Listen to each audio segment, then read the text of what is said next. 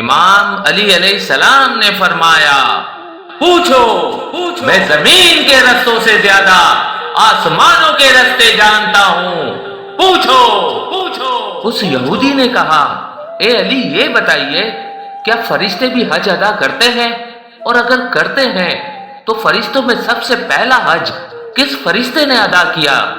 امام علی علیہ السلام نے فرمایا، اے بندہ خدا، کہ جس طرح انسان اس زمین پہ بیت اللہ کا طواف کر کے حج ادا کرتے ہیں، تو بالکل اسی طرح اللہ نے آسمانوں میں بھی اپنے فرشتوں کے لیے ایک قبلہ اور کعبہ بنایا ہے جس کا نام بیت المعمور ہے۔ اور ان فرشتوں میں سب سے پہلا حج فرشتوں کے سردار حضرت جبرائیل علیہ السلام نے بیت المعمور میں ادا کیا۔ اگلا سوال کیا، کیا اس زمین میں بھی دوزخ کی کوئی وادی ہے؟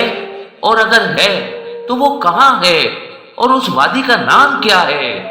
امام علی علیہ السلام نے فرمایا، اللہ نے اس زمین پہ بھی گناہگار لوگوں کے لیے دوزخ کی وادیوں میں سے ایک وادی جس کا نام وادی برہوت ہے، اس وادی کو اس زمین پہ بنایا۔ جب کوئی گناہگار انسان اس زمین پہ مر جاتا ہے تو اس انسان کی روح کو اس زمین پہ بھی سزا دینے کے لیے وادی برہوت میں تڑپنے کے لیے پھینک دیا جاتا ہے۔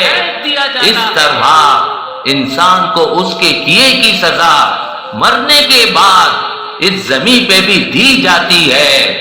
لیکن افسوس کہ انسان دنیا کی رنگینیوں میں کھو کر اس قدر ڈوب چکا ہے کہ اپنی آخرت کی اصلاح نہیں کرتا۔